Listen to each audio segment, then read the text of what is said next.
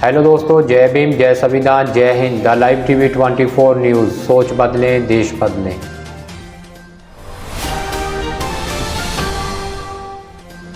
आम आदमी पार्टी के सौरभ भारद्वाज जी ने दिल्ली में राशन कार्ड बनवाने को लेकर भ्रष्टाचार बताया। साथ ही उन्होंने कहा कि जब दिल्ली में आम आदमी पार्टी की सरकार थी तो जिसने राशन कार्ड पहले अप्लाई किया उसे पहले मिला और जिसने दूसरे नंबर पर अप्लाई किया उसे दूसरे नंबर पर मिला।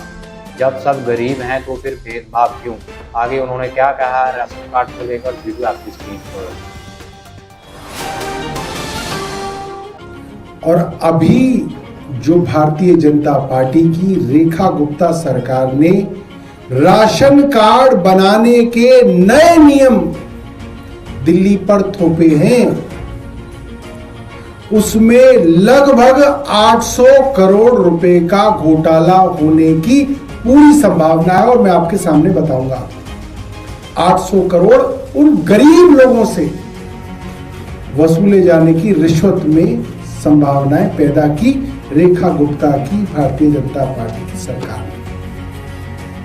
हम जब सरकार में 2015 में आए, और मैं बहुत भाग्यशाली मानता हूं कि हम लोग अरविंद केजरीवाल के साथ जो है इस सरकार का हिस्सा बने।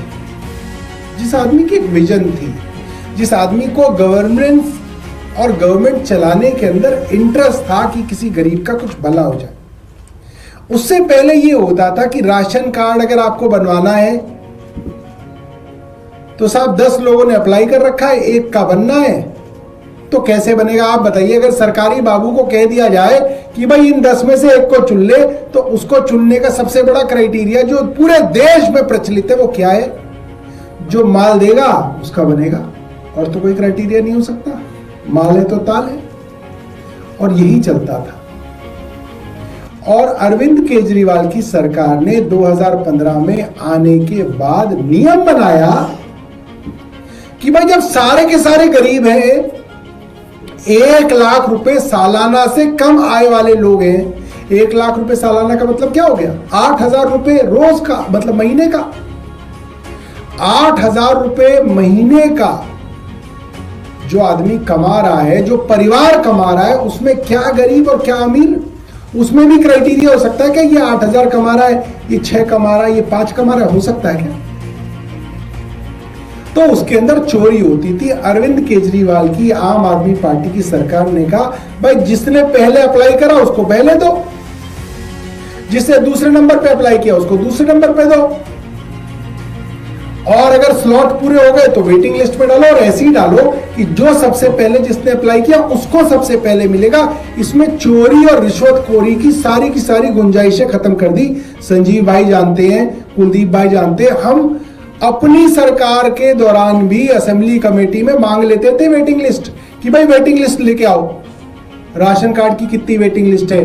क्या वो पहले आओ पहले पाओ के हिसाब से है? नहीं है, क्योंकि रिश्वतखोरी बंद करने का उद्देश्य था। आज जो भारतीय जनता पार्टी की सरकार आई, आप हैरान हो जाएंगे। उन्होंने क्या नियम बनाया? उन्होंने बोला नहीं, पहले आओ पहले पाओ कैसे हो सकता है? 11 लाख लोगों की लिस्ट है जो वेटिंग लिस्ट में है। 11 लाख लोग दिल्ली के वेटिंग लिस्ट में है कि उनके नए राशन कार्ड बनेंगे। इन्होंने कहा नहीं, ऐसा नहीं होगा कि पहले आओ पहले पाओ। एक कमेटी बना दी है डीएम के अंदर, वो कमेटी तय करेगी कि किसका बनेगा किसका नहीं बनेगा। है नहीं चोरी का पूरा चोरी का प्लान। डीएम के पास है इतना वक्त कि वो उन लोगों को बुला के तय कर पाएगा कि कौन इनमें सबसे ज्यादा जरूरतमंद है।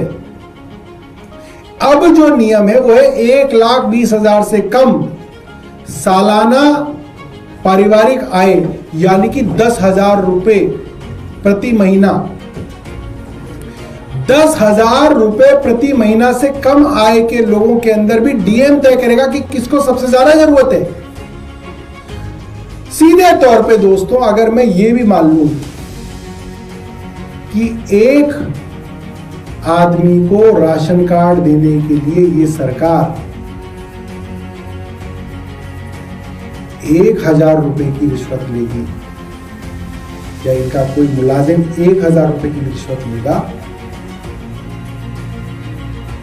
तो 8,27,000 लोगों के जिनके राशन कार्ड काटे गए हैं उनकी जगह जिनको बनाया जाएगा उनका 80 करोड़ रुपए होता है रिश्वत का। और अगर 5,000 रुपए लिए गए, मामूली सी बात है, 5,000 रुपए भी लिए गए तो 400 करोड़ रुपए की रिश्वतखोरी है। और 2 दिन पहले जनसंता। Thanks for watching this video. ऐसी ही और वीडियो के लिए बने रहें हमारे साथ। The live TV 24 news. सोच बदलें, देश बदलें।